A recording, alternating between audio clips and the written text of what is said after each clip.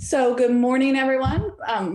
My name is Reba Collins, and I am the online community consultant for the West Ohio Conference. Thanks for joining us today for Creating a Community of Healing, Part 2. Our presenters today are James Clay and Jami Nathan. We are so glad that you have decided to join us from all over Ohio, and we may even have some folks from out of state that are actually involved in ministries here in Ohio. So welcome, welcome. It's actually not May 8th. We did not go back in time. That is an error on my PowerPoint that I did not pick up until just now. So thanks for the grace in that. And thank you for joining us this morning. So we're going to just go ahead and get started. And I'm going to do a brief recap of our last session. But we just want to know in the group chat, how are you entering our community today? And just, how are you feeling? What are you thinking about? What are you hoping to get from this session today? We also did a little icebreaker before we started recording about what are you going to do this afternoon after our time together. So just, we all have lives outside of this. And I think we should celebrate that and recognize and acknowledge that over time. So thank you for putting those in the chat and just welcome each other into this space. Also in our space, we want to be open. We want to be authentic. We want to be engaged in learning. We want to bring our empathy. We were going to be exercising our empathy muscle a lot today. We want to be comfortable with being uncomfortable. We will hear things that we didn't know.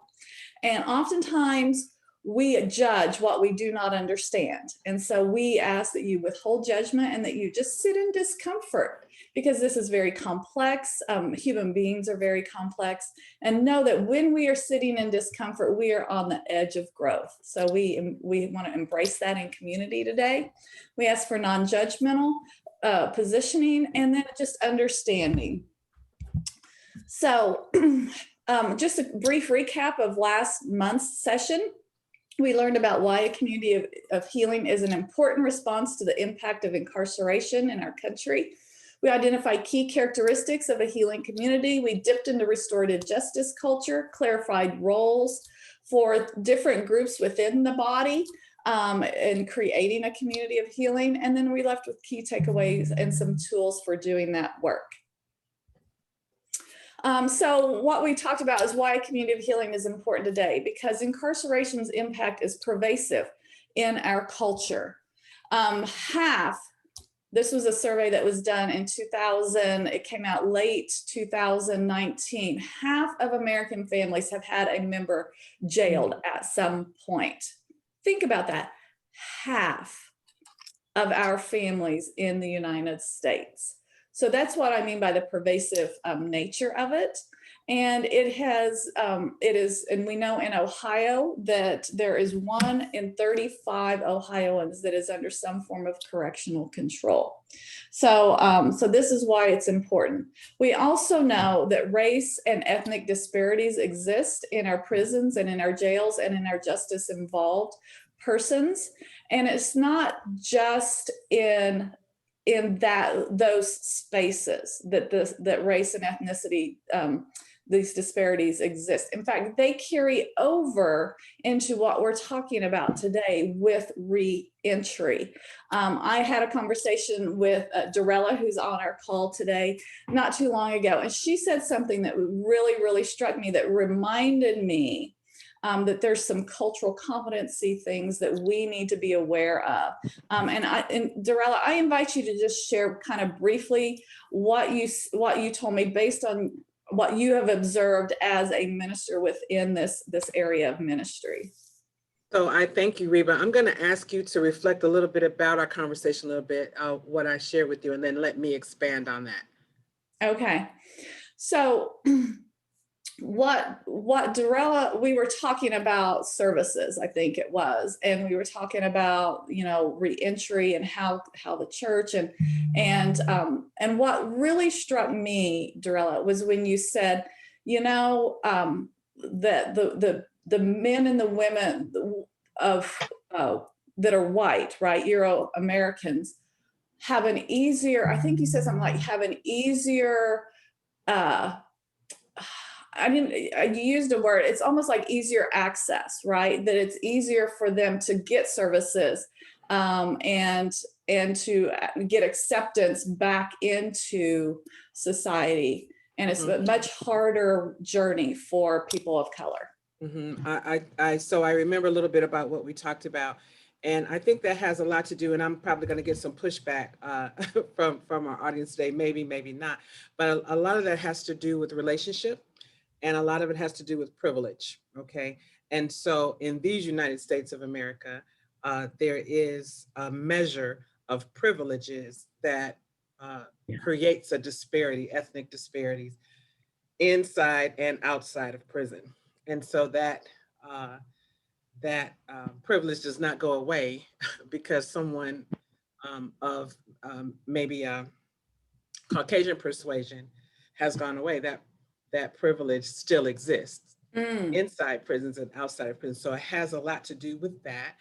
And in terms of relationship, and because of the privilege, sometimes there are individuals of Caucasian persuasion that might have opportunities for advancement coming home from prison that does not exist, or if it doesn't exist, if it does exist, very hard to identify and to engage in for people of color. And so that's a very real thing. What is not always clear is that difference, right? Because people that live in a privileged state don't really have to recognize people that don't live in a privileged state. They don't. And but because of that, there's some disparity in social service, disparity in medical service, disparity in mental health service, and the way those services are extended and how those services are engaged or reached for people of color. And so that's a little bit about what we talked about. And so I do realize that anyway, just being a person of color and working in this reentry prison ministry area is very real. It's very, very real. And so we have to work a little bit harder sometimes to find services for individuals in the areas that folks of color perhaps are returning to. You know, maybe they don't have the type of services in the areas that are underrepresented in some areas. I'm just trying not to be offensive, so I'm trying to choose my words, you know, well. Right. But the truth is that, you know, there are certain pockets within larger communities, right, where people come from within the who come into the justice system, right? And those communities, when we look at the structural factors within those communities, they often do not have the same level of services. They don't, you know, from going all the way down to the basic level, basic need, like, you know, fresh food, you know what I mean? Yes. So people in higher pockets of the community here in Cleveland that come from certain areas or zip codes, right, might not have access to, you know, fresh food, right? Right. So where do we get that from? And so sometimes it's a bit of a reach for people that are coming from underserved populations to get the things that they definitely need and can take advantage of. So part of the reason why I wanted Darrell to speak the truth of this to us today is because we cannot, as we do this work with reentry, we cannot just put it upon the person themselves to be successful, right? You know, oh, you didn't work hard enough, you didn't do what you needed to do. No. There are community and structural factors that are at play that we need to be paying attention to as well. You're absolutely right, Riva. I think a lot of what we do, we call it reentry, but people coming home from prison, in the 20 years I've been doing this work, it's a process of rehumanization because of, you know, the dehumanizing nature of prison. And so when you don't speak to what's really going on, and why, then it kind of puts the person at a disadvantage that we're trying to help come home. But thank you for inviting me. Thank you so much. You are so welcome. So the other group, right, another layer on that are women. Women have a different reentry experience than men do. And so as we do this work, we need to be aware of that. And women are our fastest growing population in the United States, and particularly in Ohio. And the thing I want you to take away from this that we talked about last month was 2/3 of mothers, they are 2/3 of the women incarcerated are mothers, right, with school-aged children. So you're talking generational impact that we also need to be aware of in our space. And then characteristics of healing, we talked about, people bringing their whole selves, and that, the characteristics of a community of healing, you have to have a new paradigm, new language, new way of thinking, just like Dorella was talking about, and we were talking about with that, have to have a new paradigm, a new perspective. So we, last month we talked about, and these fall also right into reentry. If we can get these characteristics correct, then our reentry ministry will flourish in new and bold ways. And so congregational care, for incarceration experiences, safe spaces without shame and judgment, forgiveness, redemption, and reconciliation practices within the body of the church. Now, I will say that if a church doesn't have those forgiveness, redemption, and reconciliation practices at all, anywhere, at any point, then it's really not being the church. I mean, that should just be a given for all of us. And then that service to advocacy pipeline are important. Then we dipped into what restorative justice approach is, what restorative justice is. It can be defined in many ways. This is how we chose to define it. I said we were going fast. And you have these slides so you can go back and look at them. What communities of healing provide people safe zones and grace zones. We talked about caring free judgment, caring judgment-free presence. We talked about critical wholeness needs and credibility to trustworthiness questions. These right here are the questions that people, when they come to us, are really asking behind the scenes. They may be asking for food, clothing, shelter, the tangible needs, but these are the relational needs that people are asking for. James, did you have some folks that wanted to just briefly speak to this? Yes, ma'am. Good morning, everybody. Most of y'all, you know me, and some of you that are new, my name is James Battle Tested Clay. I'm co-hosting, and I've been home for 4 years.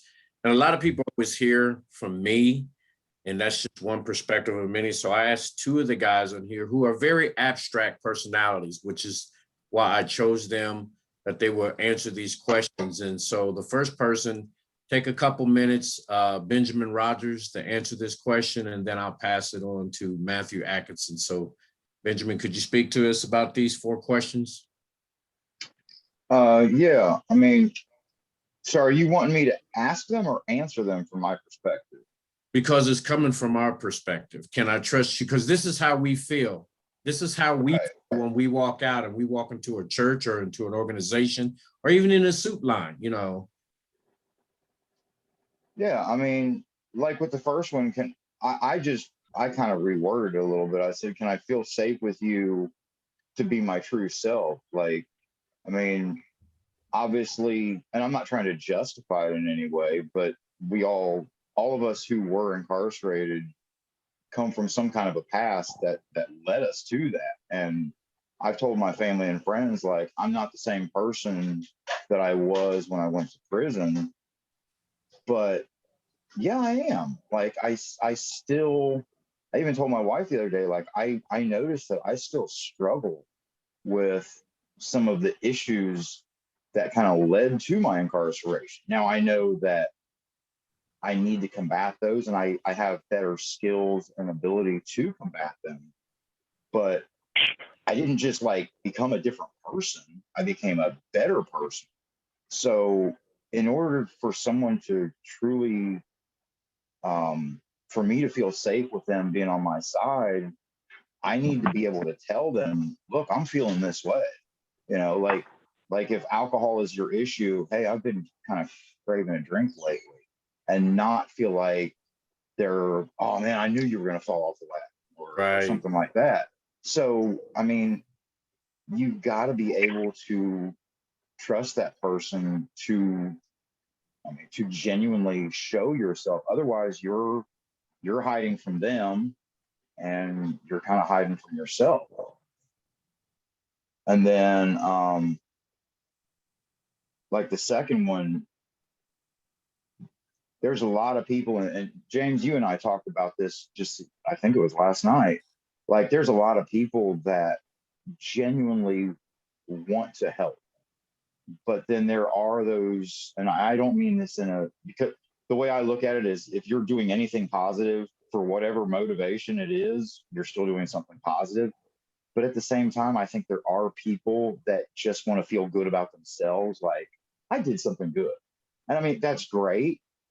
But if that's your only motivation, I think when things get rough, maybe there's going to be that falling off.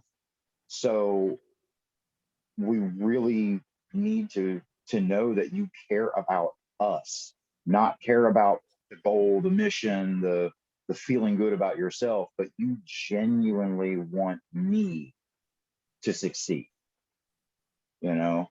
And then the third one is, you know, and the question is pretty point blank, like, can you help me do the right thing to find reconciliation? Like, I know what I want, but I'll be honest with you, I don't know what society expects. And we were talking on the Welcome Home for Life thing, like, what do we call ourselves? You know, returning citizens, whatever. And then, are you a restored citizen, a returning citizen? And my comment was that I can't call myself a restored citizen. That's something that society has to accept and be like, you know what? You have passed the test. You have reached the bar. We now will consider you to be restored. You know, so I want reconciliation. I want these things. I want the healing, but that's not something I don't even know how to do that. Like, I know who I've hurt, and I know the wrongs that I've done, but I don't know what I need to do for, you know, the average person to kind of show them enough, I guess, you know. So I need somebody on my side to kind of, hey, this is what we who have never been incarcerated need to either know or understand or see demonstrated. And then the fourth one is, it kind of reflects back to the first two. Like, are you really, really in my corner? You know, like, are you going to be there if, again, like going back, maybe substance abuse or something like that. If I'm having some kind of craving at 3 a.m., I just got some bad news or something, like, can I really call you at 3 a.m. and wake you up when you got to get up at 5:30 in the morning? Like, if I really need you, hey, you know, my goldfish just died and I'm really having a hard time, are you really going to be there for me? Because again, if there's even a hint, at least for me with my trust issues, if I can't 100% put my faith in you, then that's worse. I guess the old saying, false hope is worse than no hope, you know. So we really need to know that these people are genuinely in our corner. And I know it's our responsibility to fight for ourselves, but maybe even fighting for us more than we fight for ourselves, if that makes sense. Like when we were in Horizon, and a lot of the people from the all-in community came in there for building communities, I hated myself. I genuinely did. I felt worthless and loathsome toward myself. And those people loved me and cared enough about me that I started seeing, like, well, if they love me, then maybe there is something lovable about me. So maybe, I mean, these are intelligent, well-to-do people. Maybe there is something of worth in me because they see it. So I think in a sense, maybe we do need to seek something like that. Someone needs to believe in us more than we believe in ourselves so that we can see that work. Right. So, and I'll quit rambling on that. Yeah. Act right. Well, his name is Matthew, guys, but I call him Act Right. That was. His name is Matthew, guys, but I call him Act Right. That was. Yeah, everybody calls me Act Right pretty much. Man, I'm y'all got to forgive me. I'm kind of got a little anxiety going on with going through these, because I'm going through these like 100% right now, and all the questions to me revert to just trust. You know what I mean? And it's nobody will. I won't trust anybody who hasn't sat on my box or hasn't sat in the field with me, or shared those times with me. I mean, everybody wants to help, but when things, like you said, things get rough, they be like, okay, yeah, that's some extracurricular, and they step back.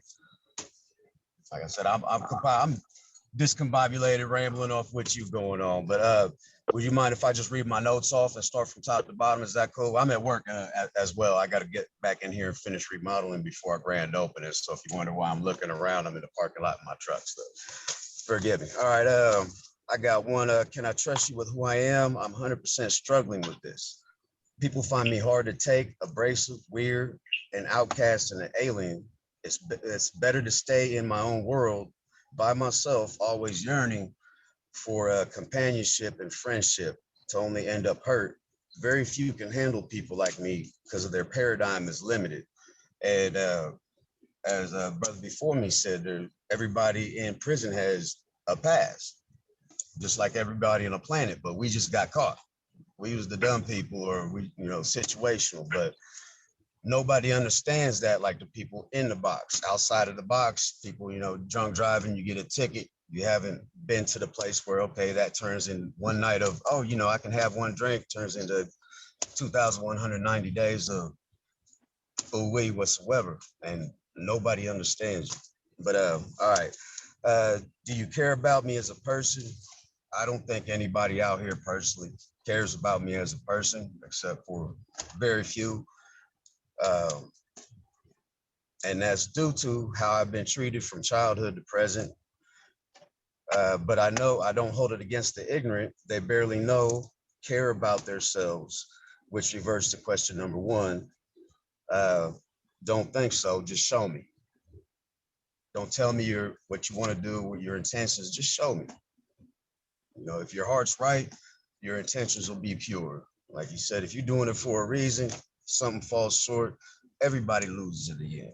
So why even start that? That's just my opinion. I don't want my time wasted. I wasted too much time for the state, away from my son, to waste time. But can you help me with reconciliation? I said, I want to believe people can. And again, it all reverts to the other people expanding their paradigms to be open to accept people such as myself and the others I've been around, whether it's prior service or incarcerated, because in my opinion, there's a very thin line between the military and prison. And I can't get into that because this is, PG, but it's, So I got PTSD from the first one, and I'm trying to, I need you to summarize it for us. I need you to summarize it. We gotta got you. All right, last one. I got you. I got to go too. My bad. Once people see what the ego doesn't like, they throw us away, because from what I've seen is that they can't face what they don't like in themselves when they see it in us. Projection. Trauma not transformed is transformed. And I say semper fi to that. Can I get back to my stuff? Yes, sir. Thank you. Huh? Yes, sir. Thank you. Thank you both for sharing. Thank you, Matthew and Benji, for sharing. Benjamin, for sharing and being so vulnerable and open and honest with us. And I don't know about the rest of you, but a few things that came up with what they were talking about. That's like, ooh, I got to check myself a little bit here and there and make sure that I'm in it for the right reasons, and that I am able to authentically step in and be the answer, the right answer, or the the healing answer to these questions for them. So thank you both so much for keeping us honest, so to speak. So we also talked about our roles as healers and leaders and congregants. And, there's a different role each of these play. But at the end of the day, help the incarcerated person step toward healing and forgiveness, and then spiritual and emotional support for the family. Those are the two key things that our roles in this should be taking us all toward. And then the role of the justice involved person, proof that transformation is possible. And this is kind of where we left last time due to time. But, they're the storytellers of redemption and resurrection among us. They're tangible evidence of that walking miracle, and spiritual guides. I think they were good spiritual guides just in the little bit that has been spoken today. And then they're essential for that restorative justice process. And I loved what Benjamin said. He said, I want restoration. I want reconciliation. I just don't know how. And I hope that other people can show me how to do that. And then spiritual guides for the congregational inclusion in God's greater story.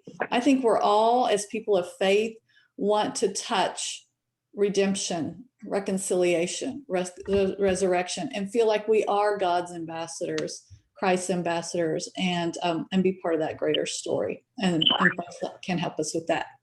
So what we're learning today is why a healing community is a necessary response for the impact of reentry. Identify the restorative needs of returning neighbors and their families.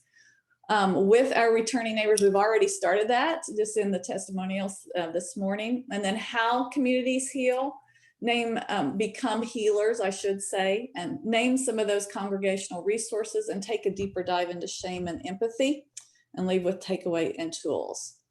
So why a community of healing is important today? Reentry is inevitable.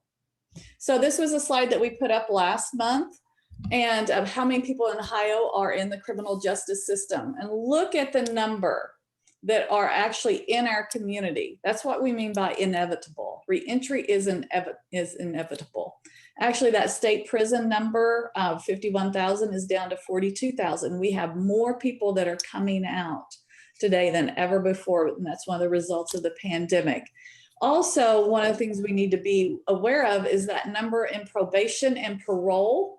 Only about 55–60% of people coming out of our state institutions on probation and parole are actually on probation and parole. So there's this whole other, 40 to 45%. So we need to practically double those numbers of folks that have returned to our community. All right. So again, last month we looked at the intersection in West Ohio with our churches. We had 1,000 churches. We did a survey in 2018. We had 487 of our 1,000 churches respond. And again, return to community was right there in the mix. It's the one on the right side with in the lighter color there. So these are just what we know have happened in our community. What's really interesting is that time in jail, particularly with this one, 62.4%. A lot of the time, people that spend time in jail return to the community. So, the number that we need to not have a cognitive dissonance in that connection, because even though you may not be convicted coming after an arrest, but that time in jail can have a profound impact, a profound ripple impact with families, with work, with housing, with employment. So we can't just look at prison population and prison experiences. We also have to look at jail. So here's some things, and just put these in the group chat. What surprised you most about the information provided? Or what surprised you most about what Benjamin and Matthew said in answering those questions? So we invite you to put that into the chat. And then also, where do you see reentry impact in your congregation and community? We really need to name those realities. Okay, we have turned a blind eye to it for so long, but reentry impact in our congregation and communities is very real, it's very present, and it's really important that we name that. So I invite you to put that into the chat. The answer to these two questions, or your reflections on these two questions. And I will try and, my chat's not coming down very well, so I don't know what's up with that, but please do that. And we are going to move on to how communities heal, because healing is personal, it's communal, and it is constant. So, oops. And I now am going to actually turn this over to James and Jami, and I'll drive the PowerPoint if you guys want to step in and lead us through the rest of our discussion today. Thank you, Reba. Just to pick up where she left off, a lot of people get arrested, but they may not get convicted. And a lot of people get arrested and they don't go to jail, but those who have been incarcerated or those who've been arrested, we call that the walk of shame. And, I was sharing with someone how just having those handcuffs on and everyone's looking at you. And a lot of times it's done on purpose to shame you. Even if you're in prison and they're taking you to the hole, they'll put you in shackles and walk you across the yard and everyone's looking at you. So, but just to get back to this is what do stories of hope healing look like? And we talk about the fruit of the Spirit, and we have a list of the fruit of the Spirit right here. And how we came about it is, I like the first one, and all of those sum up love. It says, she's my daughter, and I'm in agony for her. Someone's in your because today we're talking about how congregations can heal. So imagine someone's in your church, and that their daughter has been incarcerated. That person should have the freedom and the love. They're expressing their love for their person and saying, she's my daughter and I'm in agony for her. I know God is holding me today. Peace. I was able to sleep last night after we talked. And that's like after a phone conversation or after a visit. But everyone inside, in all of these things, you have to be presently aware that someone inside your church, and looking at all those numbers, 80% of the population somewhere, some way has a contact with the criminal justice system. So, it's a taboo conversation, but it should be an open conversation that's going on inside our congregation. So next slide, please.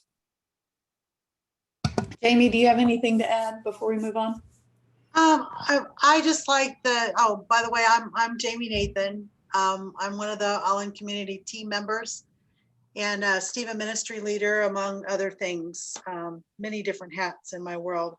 But the beauty of the fruits of the Spirit is that it really gives us a nice guideline on how to show these things to people who are justice involved in some way.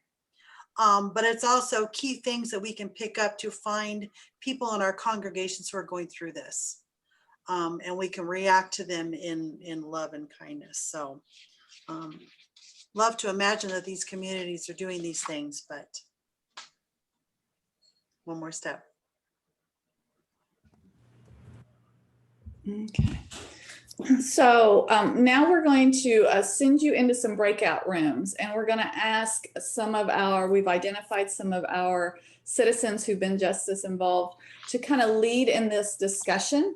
And we're going to have them ask these or answer these three questions. So I am going, if you'll just be patient with me a minute, I am going to do some breakout rooms for us. Right. While she's doing that, all you guys that I asked to be a part of this today that have been returning citizens, try to share a little bit, but in your groups, make it heartfelt and try to be as open as honest as can. And those who have not been incarcerated and you're going back to your congregations with this, let's have a good group discussion. So I gave her, Reba, all of you guys' names. So we're going to try to have a restored returning citizen in each group. So. Yes, we are going to do that. I think. So don't be ashamed to identify yourself, which I know you're not, but I just have to say it. Identify yourself. I'm the person who has been incarcerated, and so that they are open to be able to ask you questions. I wouldn't ask you guys to be here if you wasn't going to give most authentic answers that are asked to you in this setting. So. All right, I think I have at least one per session. Yep. All right, so I'm going to send you into your rooms, and if you have a question, I'm going to stay out of the rooms, James and Jamie. So in case somebody has a question or needs to get back into a room or something like that, Okay. because we've had that happen before. So I'm going to open the rooms and just accept it'll pop up on your screen and just accept it. It's 10:43 on my time. We will come back at 11:05. Okay.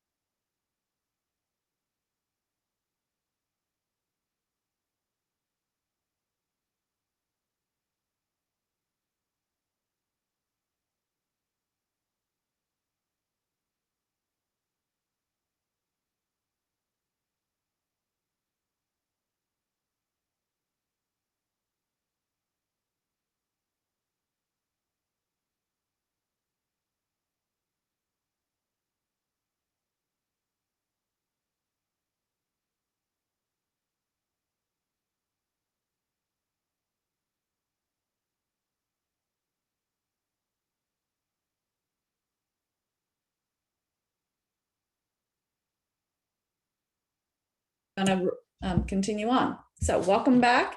Hope your sessions were good. And again, put in the chat feature anything that really stuck out to you in the breakout sessions. So, all right. So moving on, James and Jami. Go ahead, Jami. Oh, okay. Pathways to healing. We want to talk a little bit about what resources and networks that we need to provide. And if we could do, I know we're doing the chat, but can we do a shout out at this point, Reba? Yeah, Reba?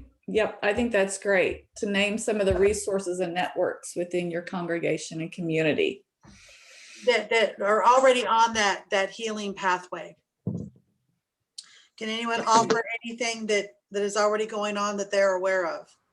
Well, everyone knows that we're doing hope letters, and a lot of the people are hearing hope letters. You can be it an individual and join someone's group, or you can have an entire group get involved, and you can go through Reba to find out which way you want to go, all in community. And also we have started battle tested bags, which is a bag that provides necessities for men and women who are released from incarceration, and not just a handout, but a hand up with someone that will walk with them as they reenter society. That's what's going on over here in Dayton at Hope Ministries, Great Grace, and McKinney United Methodist Church. And of course, in partner with the Montgomery County Office of Reentry. Next. Have a good one. Anyone else have? I know we are in the works as an all-in community. We are working to form a speakers bureau that will take our returning citizens and allow them to come into your congregations and speak to this reentry and how they have been returned into our communities. We're looking forward to that. Hey, Carolyn White, would you please mute yourself right now? We can hear some of your background noise. Thank you. Hey, Benjamin, give him a little insight about the French. Give me a little more specific. It's a reentry coffee house, just what it is. Okay. So the Fringe is both a church and the coffee shop.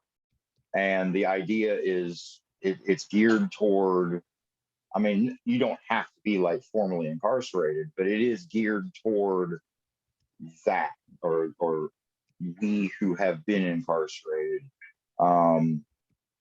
And honestly, I've been attending there since I got out of the halfway house, and I'm not kidding, man. The vibe that I get from there is just, and I'm not churchy because I was raised in church and taught really how to judge by the church I was raised in. But this place, when you walk into both the congregation and the coffee shop, you just get this vibe like they welcome us. Like, I got married in the coffee shop because it's all geared toward reentry. They go into the prisons, they work with the people there, build relationships with them, and make sure that they are vetted. And then when they get out, it's a 1-year program. If they choose to, they can work at the coffee shop as a barista to both have employment and then have that positive support around them too. Like Patrick and Sarah are working with them as they're working, like making sure they're making the right choices, you know, pay whatever the struggle is, paying your rent, paying your whatever. So it's a really good. I would invite all of you to go down to Hamilton and look up the Fringe and take a visit. If you love art, you'll enjoy that as well. So, okay, back to you, Jami. No, I think that's good. I think talking in an open session like this about different resources that are available help us to network as a group and to grow as a group. I I would like to also invite Joe Domiano from 4-7 and Faith Williams from Powell to share just a little bit. Sure. I'm with the 4-7 Prison Ministry, and we offer several different resources. One of those is we go into the prisons and do a religious service and sit and able to talk to the men and women that are incarcerated about where they're at and where they're going and what they're trying to do. And as part of that is we start a reentry process for them. We'll help them with locating housing, locating jobs, going through all the myriad of things that a returning citizen has to go through when they get out of prison, getting your driver's license, you know, where you got to go if you have to go to see your PO, a lot of stuff that comes up, and we are very happy to do that. Just saw a question pop up. 4-7 Prison Ministry is in the southwestern part of the state. So we deal with the greater Cincinnati, greater Dayton, Claremont, so forth communities. We also have a families ministry that is run by a gal whose husband was incarcerated for 19 years. So she knows what it's like to be part of the family of an incarcerated person.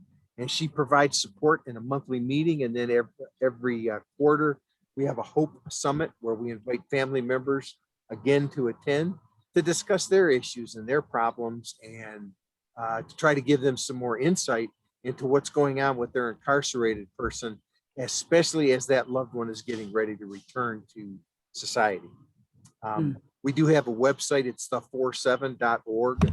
And that's all spelled out, THEFOURSEVEN.org. And be happy to talk with anybody that's interested in helping out their incarcerated loved one or other people that you know that have been incarcerated and they're struggling on the outside.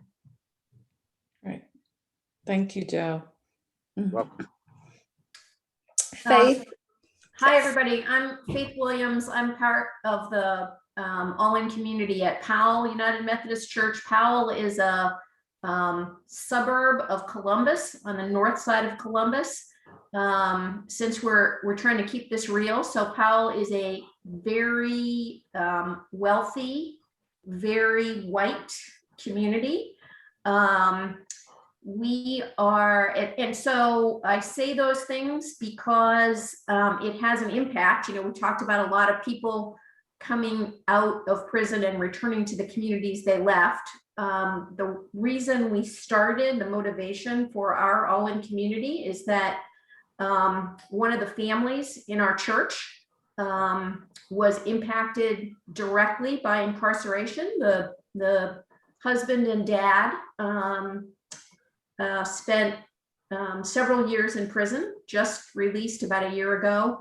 But that really prompted our involvement. We are part of the Hope Letters team that James and Amelia began and have been doing things like blessing bags. So one of the real blessings to our group is that the woman we are in Delaware County, the woman who's the Delaware County reentry coordinator is part of our church and part of our group. And so she has been very helpful in lots of ways.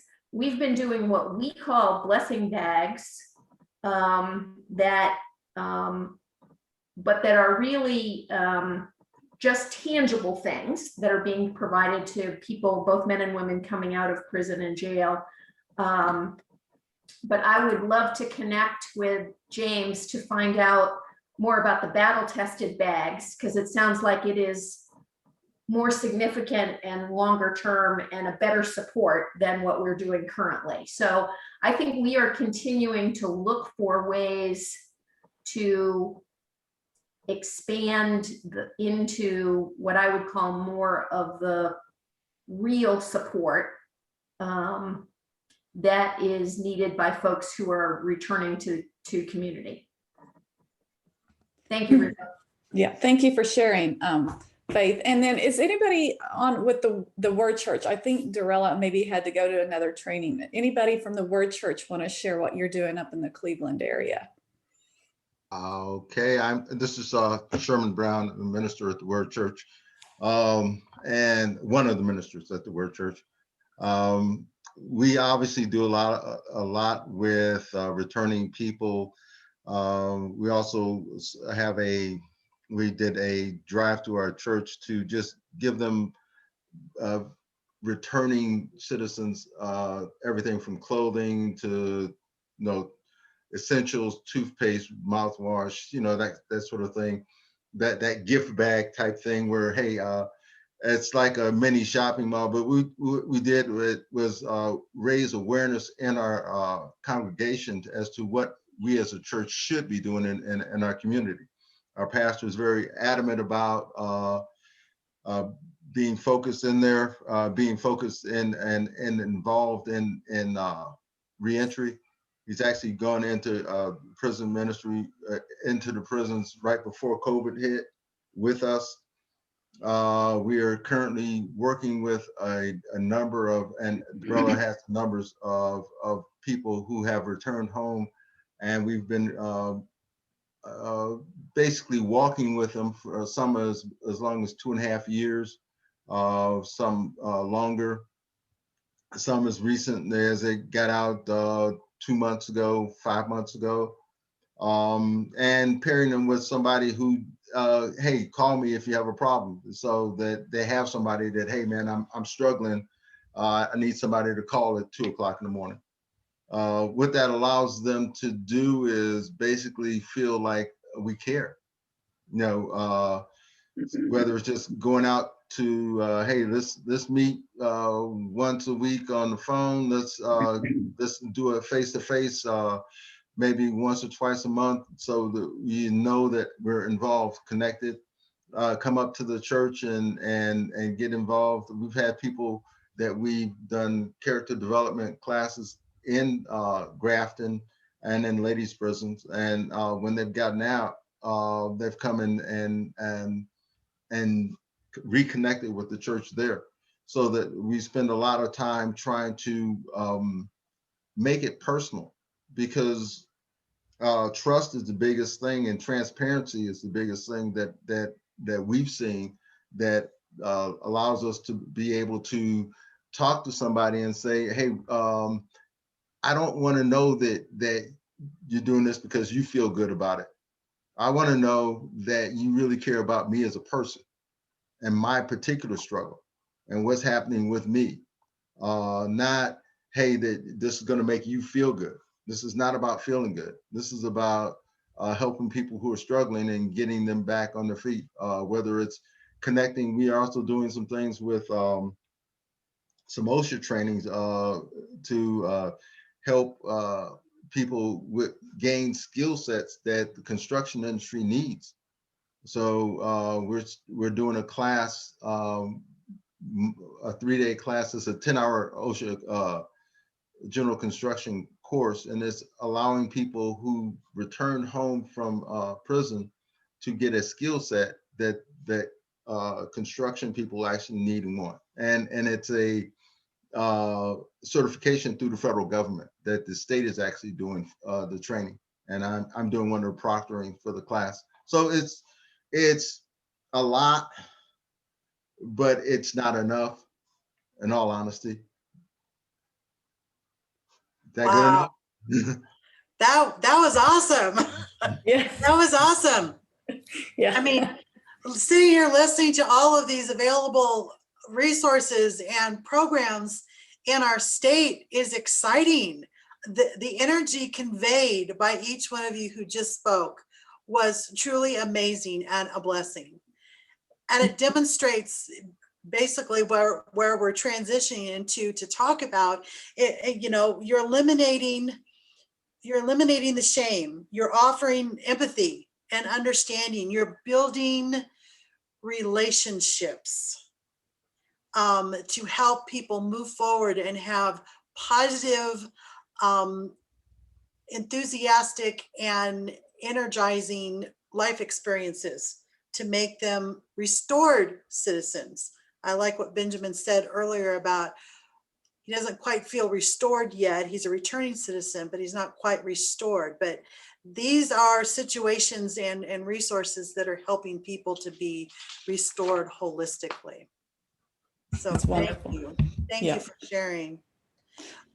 We're turning a little bit into some heavy things when we start talking about shame and stigma. So I want to take a deep breath as we move forward a little bit. We have all experienced shame and stigma in our lives at some point. We may not realize it right away, but it is there. Shame is the fear of disconnection from a relationship.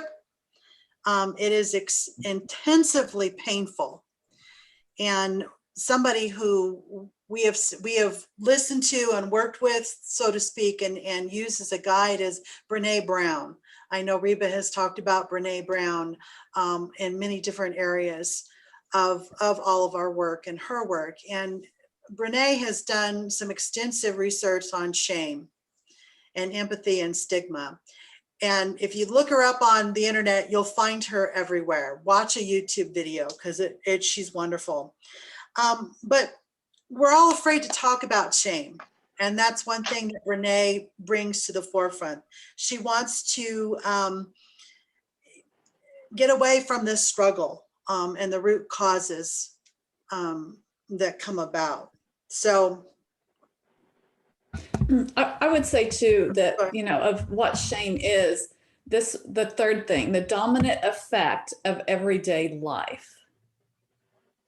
So we can go into shame very, very quickly. It's a visceral reaction to something that there's a break in the relationship in some way or form. And that could be even just an unmet expectation.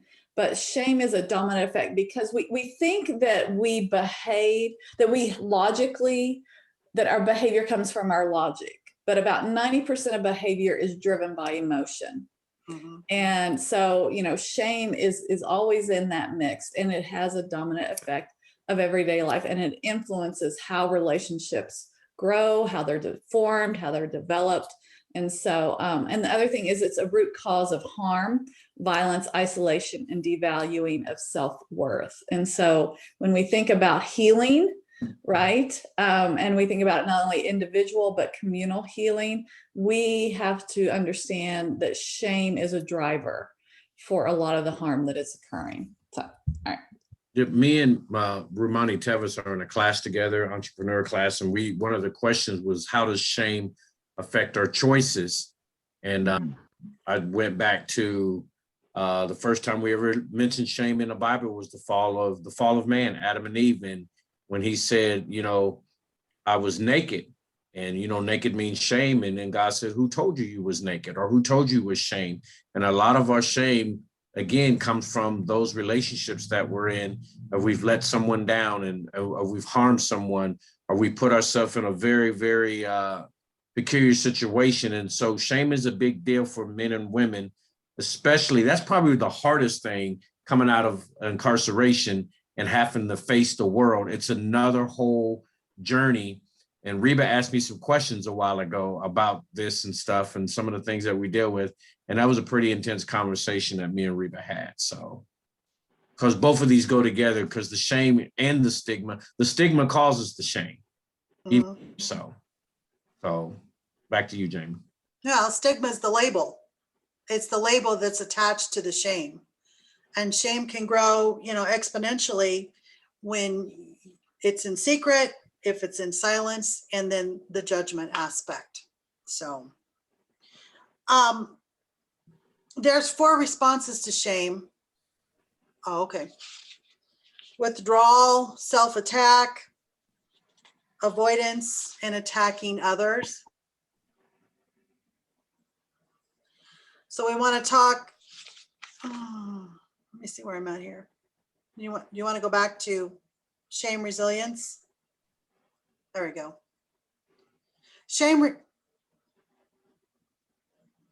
Well, there you go. There you go. Sorry.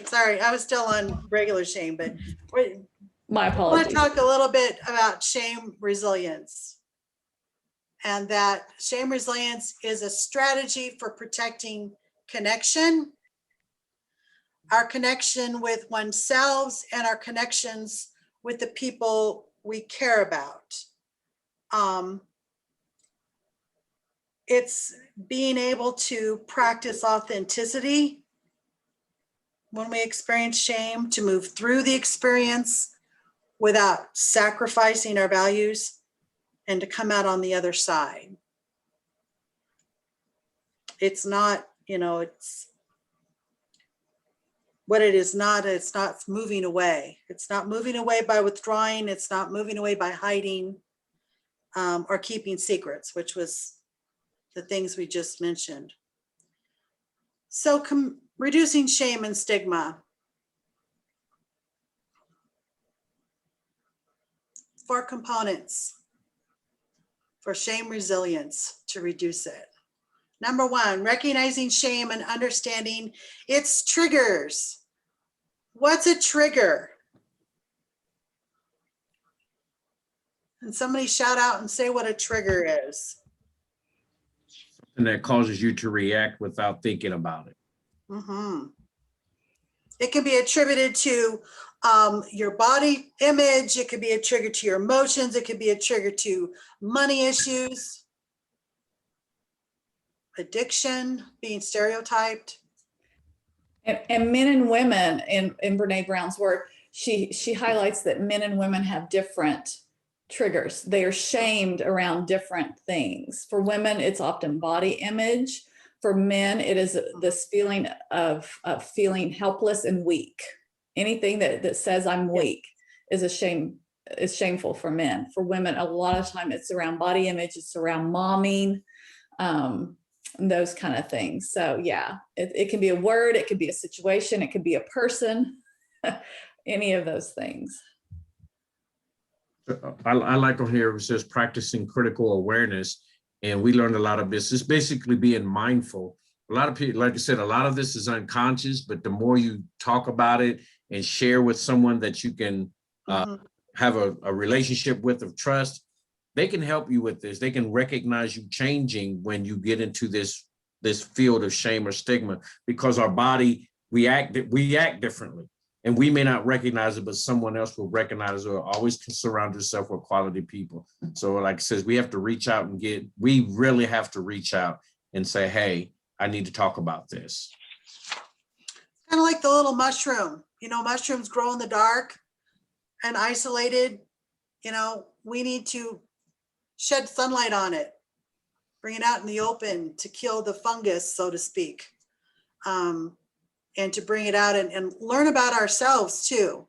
Understanding your triggers can help you practice critical awareness.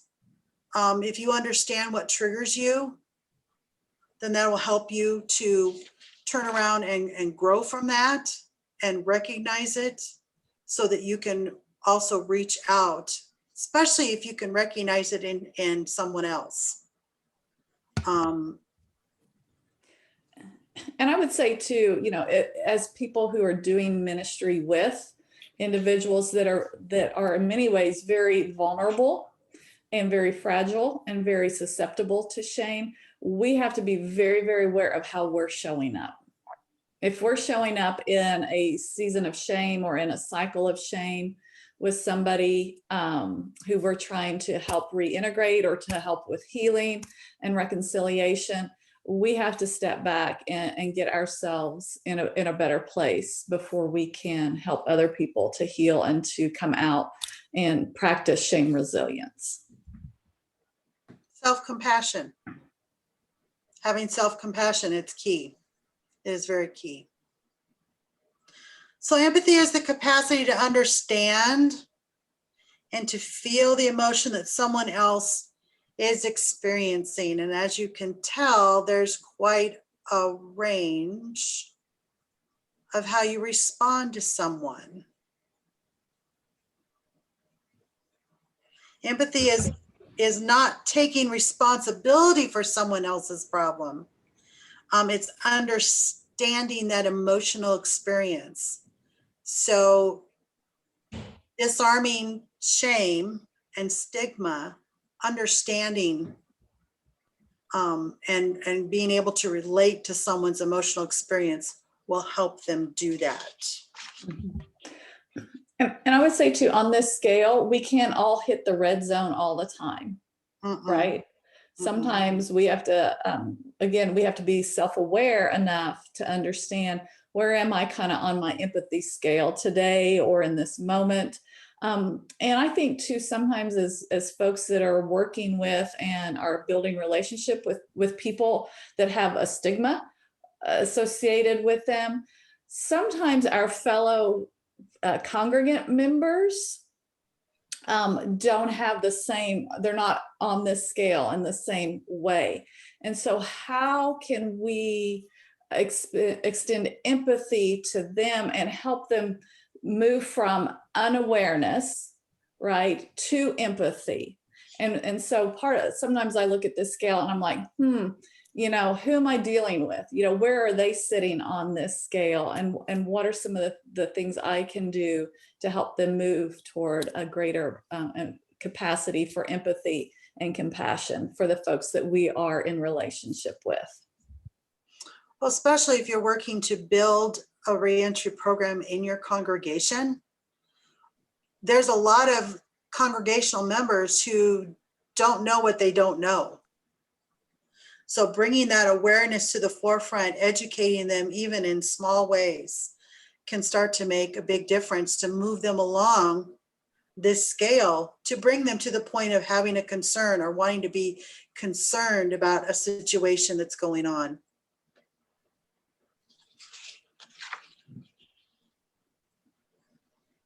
So empathy, the ability to understand and share, just like we said, fosters connections, it builds trust, it addresses implicit bias. That's very prominent in society. Implicit bias, when we have attitudes towards people or associate stereotypes with them without our conscious knowledge. James, would you like to comment on that? Yeah, it's really obvious, especially and I even add how church people do. So you're having a general conversation and everything's wonderful, and then so a person says, well, what you been doing the last 10 years? Oh, I've been locked up, and their face changes. That's automatic. That's the best way to do implicit bias. Or you're sitting there talking to someone, and I'm going to use all the wonderful church people. Yeah, we're both Christians. We're having a wonderful conversation. Then the person says, so where you go to church at? Oh, I'm Southern Baptist. And we're looking at them like, or we're judging the other person because of their denomination. That's implicit bias because of, and our face is saying it. We're not using our words, but our face is saying it. So I see Quinn Howard's got his hand up. You touched on, thank you, James, but you touched on a lot of what I was thinking, but to take it even a step further, when you look at not just, okay, this person's got, is a convicted felon, returning citizen, returning back to the community, but the specific offense that they may have, even within that. And so, you know, when you know, a person was like, oh yeah, you know, we love the work with the returning citizen and so forth, but then there's this, you know, if they've got a certain kind of offense, and it's like, oh no, we'll work with them, but not with him, not with them, not with that person that has this or that. And so, yeah, you know, we start looking at some of the more heinous offenses and crimes, and then it's like, oh no, bets are off now. Just want to work with the kinder, softer. So there's some implicit bias that goes into that, and so we have to begin to think about that and take a look at, you know, because the returning citizens, they're all coming. The majority are coming back, 97%, and that's going to include a whole mix of folks with different ranges of offenses, from the lowest level that you can think of to the most severe one that you probably ever could imagine. And so they're amongst us in our community and our congregation. So Yeah, And I thank appreciate you, that's all. Quinn, because Quinn is a returning citizen. Quinn is a recovering, goes to AA, NA, and Quinn works for the Montgomery County Office of Reentry as a program. So he's seen it on every level. So I appreciate you sharing that. But empathy addresses the implicit bias. Empathy will make you push past that and see the person, see the need. And like I said, what we saw on that scale, that we will look past all these things and we'll see how we can help to make this better. And that's the whole point of this meeting in general, is how can our congregations become empathetic and get past some of these issues that we see, that we have. There's trust again, just to trust and implicit bias. And the last one where Benjamin Rogers and Matthew Atkinson, allowing the authentic self to open up and heal, allowing us to be able to just be ourselves. When we can be ourselves and we know that you are there for us, the healing process begins. So. Goes right into our group discussion. Go ahead, Reba. Are you gonna break Okay. it groups or do it open? Are we gonna do groups? We can do, let's see, we have about 20 more minutes. So we could do what? How about we just do an open group discussion on this? If our citizens who've experienced reentry would be willing to just kind of answer this question. So the question is, what are some ways that you've experienced empathy and understanding since your return to the community? And the person that's at the top of my list, Carolyn, answering that question.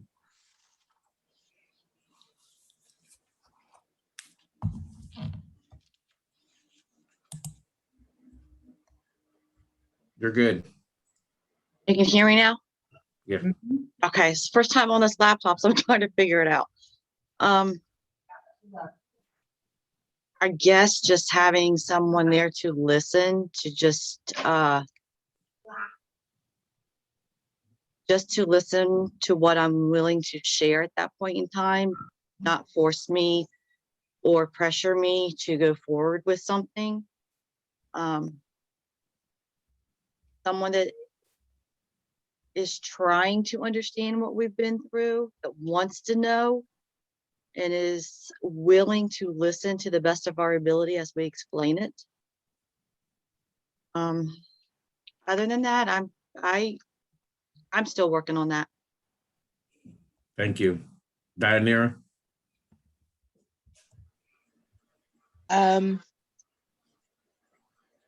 So yeah, I would agree with Carolyn in that sense. I would say that just having someone listen to you wholeheartedly with an open mind and an open heart, and to just, listen to what we're willing to share in that time. Will you share the story that you shared with us in the group about the smile? So when I left prison, I was originally supposed to go back home to Las Vegas, and I ended up getting remanded to the state, and they kept me here because some paperwork was not in order. And there was this lady in the halfway house. She was an old timer. She had been there for a long time.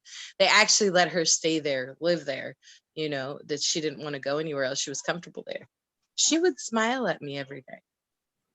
She would smile at me every day, and I'd be like, okay, this is so weird. Why is she smiling? I didn't understand it. I didn't understand where she was coming from until one day she told me, she says, oh, I smile at you. And I'm like, why? She's like, I smile at you because I just want you to know that God loves you, and it's okay. It's going to be okay. You're going to get through. And that was very important. And that was very life-changing for me. Thank you. She taught me about empathy that day because she had empathy for me. She didn't know me. I didn't know her. I never took the time to speak to her. I was kind of, scared of her a little. She was just too happy, and I couldn't understand it. But after she said that to me, I understood where she was coming from. I understood the empathy that she had for me as a person and not knowing me. So that was that was a life-changing event for me, that touched me, that steered me into the right direction, that kept me on the right path. Because if a total stranger could have empathy for me, you know, anyone could. And that was just my thought on it. I was like, okay, everybody should be this way. Money. Just answering that question, what are some ways that you've experienced empathy and understanding since you've returned to the community? Well, I got re-involved with you. Is one way. Yeah. There's a guy I got reacquainted with. I knew him as a child, but when I came home, he was really into religion and everything. And he came to the Hill one day the Hill is where I used to live. And just to see how I was doing and getting along. And, you know, he's never been in trouble, never done anything, but he was a minister practicing.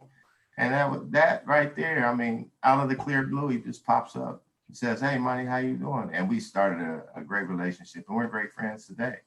I think just stepping out and you know, out of your comfort zone and just asking, "Hey, how you doing today?" Yeah, as you see, guys, these are simple. They're simple answers, but they're complicated in the fact that you, the person approaching the returning citizen, has to be in a certain place spiritually, emotionally, in a mature spiritual and emotional place.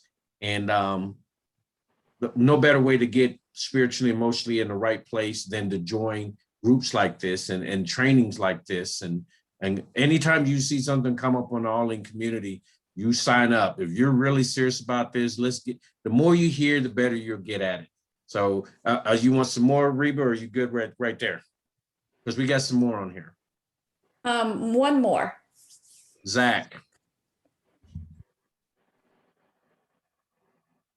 You said, I like how we're having the questions up here. What are some ways that you've experienced empathy and understanding since you've returned to the community? I think the best way that I've got acceptance, if you will, that's what I hear out of this. Because it doesn't matter what the offense was. Eventually in the Christian light, you're going to talk about your past at some point. And when the key word, if someone hears the word prison, people may ask what's up. But what I've loved is the more you stick true with your faith, the more I've experienced, the more humbleness. And I've seen that a lot in our church at Rivers Crossing Community Church in Mason. I've not experienced much, and I have a very strong support team there. And that helps me when we talk about stuff. And it's really taken me a long way from not just probation, but passing probation. And now we're talking about trying to go back into prison with another ministry. So that's a big step, but it's all of them loving on me and wanting to go further with this. So that's the best I got. Thank you. That is awesome. Thank you all. Thank all of you for sharing in that. As James said, it's not rocket science. You know, it's not creating a program, though that it may lead to that, like Zach just mentioned. But it's true. It just really starts with that basic love and empathy and understanding. So thank you all for sharing that. And all right, moving on. All right, so creating a community of healing action plan, putting restorative justice really into practice.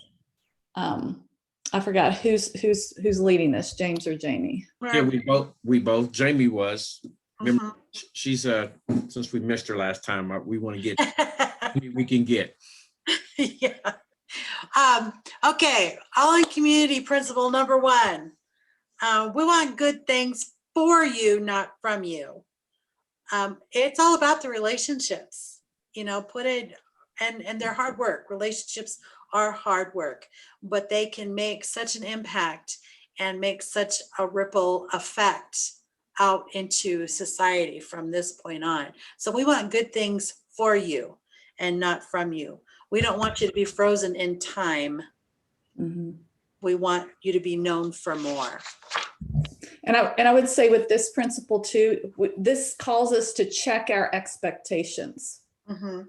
in ministry, Mhm. right? And so sometimes we get into ministry and we start to expect things from those we're in ministry with. And so this is a good way for us just to check and reevaluate if we're deep into this, you know, what do we want for our folks and not necessarily from them.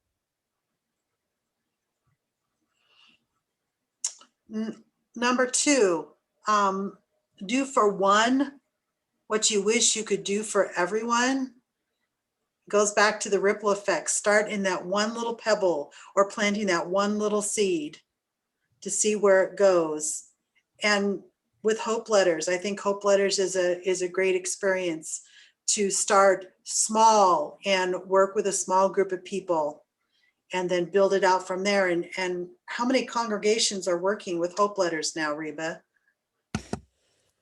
We got a lot. I don't even know the number. I would say close to 12, perhaps, that are doing that work across, you know, from Columbus all the way up to we've got one in Hawktown, which is by Findlay, Ohio, and then all the way down and around. So yeah.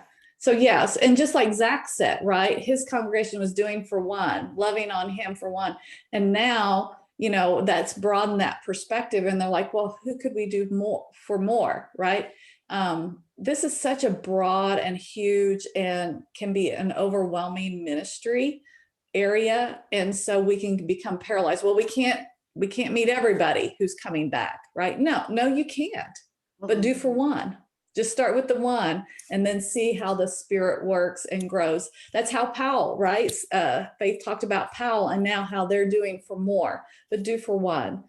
Start with one and then God will lead you to do for more. I can guarantee that. It looks like Quentin has his hand up. Did he have a question or? No, he's off camera now. Principle number 3. I think my hand didn't go down from the last. Oh, okay. Just wanted to make sure. Thank you.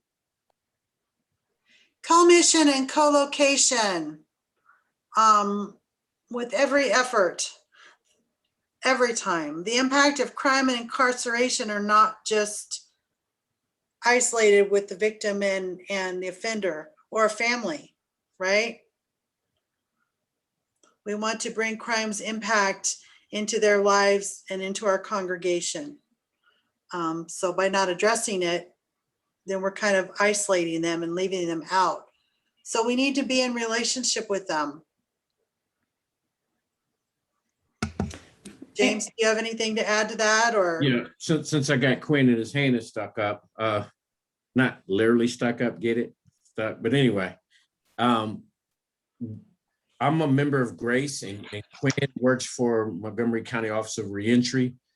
So we work together and then, you know, being a member of Grace and working with McKinley. So you got 2 churches, a county office, all working together in the same location, which is Dayton, Montgomery County, and on the same mission, which strengthens what we're doing.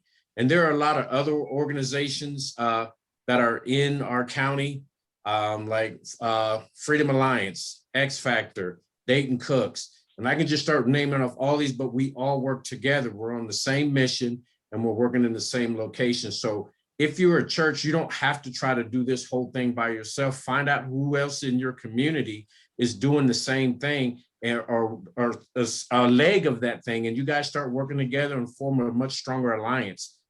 Because the end result is who we're doing. It's not just for understanding that the end game is for not for, but from you. It's coming from the whole organization. So just kind of think about who's doing what they're doing in your community. Building bridges, right? Yes. Heard that somewhere before. And the last one is no refusal without a referral. I think this one is important, that you all have some knowledge now. You all have some resources that we've talked about. You've come to an all-in community training that's sponsored through this conference. So having that knowledge, there is some responsibility with it, but we want you, that if you are not capable of reaching this person, a person's needs there, that you would be able to reach out with them and build a bridge to give them a referral and walk with them to that appointment, or walk with them to have that meeting, or be with them on that phone to make a bridge to keep the person learning and growing as they're returning into our communities. Yeah, I love this one in particular because it really makes us evaluate, right, our capacity and also our call. So, you know, you may not have the capacity to meet a particular need, even a relational need, but there's somebody in the community that can. And so it goes back to that co-mission, co-location. It's okay to say, I can't help you with this. What's not okay, though, is to then just shut the door and walk away. You know, you can say, I can't help you with this, or we don't have the capacity, or we can't help you with this. But here, let me introduce you to my friend, Joe, who can, right? So that's, and so this is a really good way to talk, to evaluate ministry and to gauge ministry going forward is, you know, what are the things that we are able to do and that we want to do and that we're called to do, and what are the things that we're not? And so let's then partner and find people that are able and capable and are willing to do those things that we're not. So those are the kind of the 4 principles that All In Community operates around to develop ministry and to develop a community of healing within congregations. There's also this, and thank you, Jami and James, for walking through all of that. There's also this content in the Healing Communities Guide. All of you received a digital copy of that. I encourage you to go back and look through it. It's got some great stories. It's got lots of great tools. This session, if you've attended any of our other sessions prior to this, the last 2 months, we provide you a lot of tools and resources. Really, this guide is primarily what we use for creating a community of healing within West Ohio Conference. So I encourage you to look through it. Do it digitally, because if you print it out, it's quite a few pages unless you want to do that. And then also we're going to continue to resource and create this kind of community with you.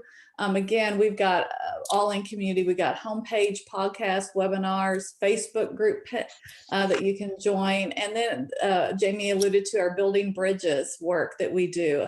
We do things with community. That's where we put this is kind of our community engagement arm for All In Community. And so we've got, again, podcasts. There's some things coming up. There's actually the 4-7, Joe's organization that he's affiliated with, is hosting and partnering through Building Bridges with the Department of Rehabilitation and Correction for a Tuesday talk. And that is coming up in July. I don't recall the date. It's the 2nd Tuesday of July, and it's all about child support, how to navigate child support. That's a huge piece in not only incarceration, but also reentry, setting our moms and dads up for better success prior to their release, and then helping them walk through that. So those are the kind of informative things that come through Building Bridges. Faith mentioned wanting to know more about the battle-tested bags. We're actually doing James and Jeff Daniels, another leader in All In Community, we're doing a Ministry Monday at the end of the month, 4th Monday of the month, a session on that particular thing. So you can come and learn about the battle-tested bag pilot programs, how you can develop one in your own congregation. And then, you know, the community experience is coming up. It's free, October 14th through 16th. It's all virtual. We're using a platform where you can pop in and out. We have about 30 breakout sessions identified. This is all around reentry.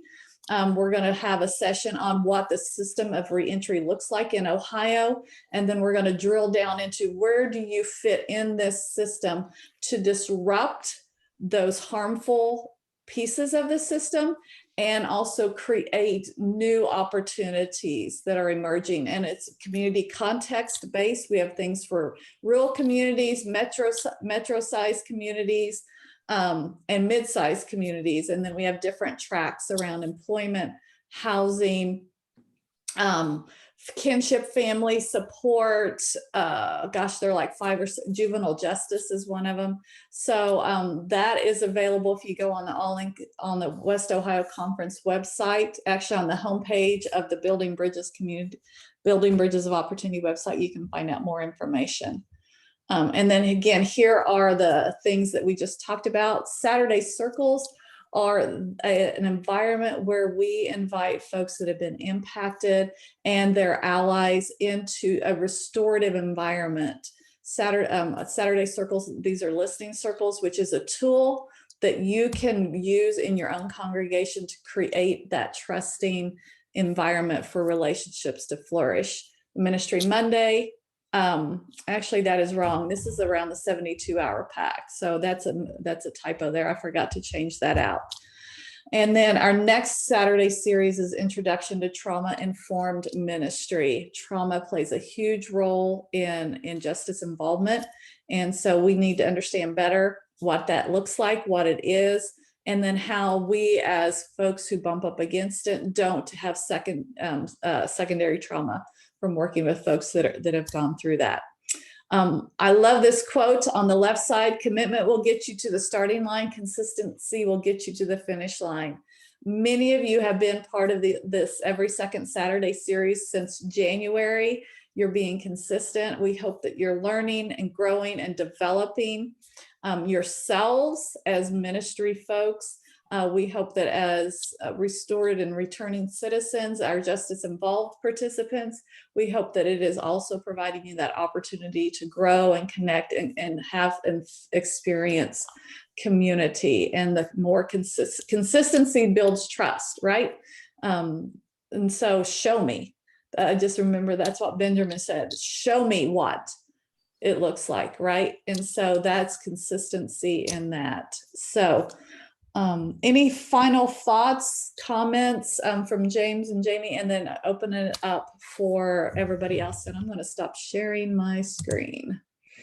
I just wanted to remind, there is a speakers bureau coming to where you will be able to invite some of these awesome returning citizens who are learning to craft their stories and share with you the importance of working in reentry. That's going to be coming through All In Community, working with Ray Lynn, Jami, Reba, and myself. So, and I'm just letting all you guys know I'm getting ready to send you a link for the meeting that we're having today at 5. So I appreciate everybody being here. I really appreciate my fellow returning citizens and friends and family for being here and continue to share, to share our truth, to share our story.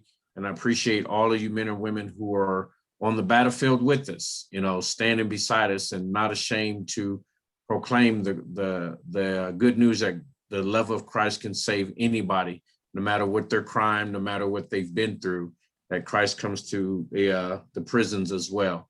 So thank you, thank you, thank you. Jami? You're muted. Muted. I had to cough earlier. Sorry about that. Well said, James. It's been a pleasure to be here. I'm sorry I missed last month due to situation, but I'm so glad to be here this time, and I look forward to working with you all. All right. So anybody else can unmute and share. We've launched the poll to see how our session was perceived by you all and how helpful it was. We want to be helpful, right? We want to be helpful more than anything else. And we want to be developmental and create community. So please fill out the survey poll. Anybody else, you're invited to share. And before we all leave, if you would please just do a reaction and give James and Jami a hand clap of praise, as well as all of our returning restored citizens who shared themselves. They shared themselves today. And we hope that that was an empowering experience for you. So just hand clap of praise, or what we do on Zoom, what is it, this kind of stuff or whatever. Yeah, so all of that, let's share some love for all of our presenters. So any final thoughts? We are about 2 minutes over, but are happy to create that space for other voices to be heard. I would like to say something. I have really enjoyed this. This is my first time being here. I was really trying hard to get here on time. But praise God, I've had an opportunity to be a part of this. As I was listening and writing down a lot of things, just in my morning prayer, it took me back to Hebrews 4:12 and 15. And in the 15th verse, Jesus was saying that he can empathize with everything that we're going through, our weaknesses. And he was tempted in everything, and yet he was without sin. And this morning I was thinking about that, and I was really dwelling on that. And then when you had this empathy skill, I started looking at, wow, there is a lot of repentance on my part for judging and just looking at self-blaming, isolation, all these things here. And I praise God that he is showing me that he is aware of all that's going on because he is God. And that he, being tempted with all of these feelings, he was without sin. And I just look at this and I'm really grateful that the empathy scale was put up, because I'm just jotting everything down like, wow, this is unbelievable how all this connected in this morning's prayer. So I am so grateful to be here. And I am so grateful for those who spoke from experience, from incarceration to being in the community. I am just blown away. So thank you. Thank you for sharing, and thank you that I had an opportunity to be in this today. Thank you, Val, for sharing that. Anyone else want to share? I see a lot of great comments in the chat feature, so please look at those before you leave. And I'm going to close the poll in a minute. But yeah, thank you, Val, for sharing that. And I know you worked really hard to get here. Anyone else care to share before we sign off? All right. Well, let me just pray us out, if you don't mind. And then we will be on our way. And a lot of you have great things planned for today. So if you'll just join me in praising God. Lord, we are just so grateful for this community of believers that you brought here today. Lord, we are so thankful for the redemptive stories that we have been able to share, that we've been able to touch, that we've been able to hear, that we've been able to be a part of, Lord. Thank you for calling us to this work. Thank you for the harvest that you have brought in, Lord. Know and help us to lean into the fact to know that we are not responsible for the harvest. We are responsible for cultivating the ground, for planting the seeds, for watering, Lord. But you bring the harvest, and we are the harvesters, Lord. And so we are just so excited about what is ahead of us, Lord. We pray for your continued provisions and protections over each person on this meeting today, in this room today, Lord. We pray especially for our men and women who have returned to our community. May they find the fruit of the Spirit within everybody that they encounter, that is one of yours, that has been called to this, Lord. May our churches and our congregations and our communities of faith, Lord, cultivate the fruit of the Spirit within themselves so that they can be your light and your great love expressed openly in community in this world. And all this we pray, in Christ's holy name, amen. Amen. Thank you, everybody. Thank you. Yeah. Amen. Amen.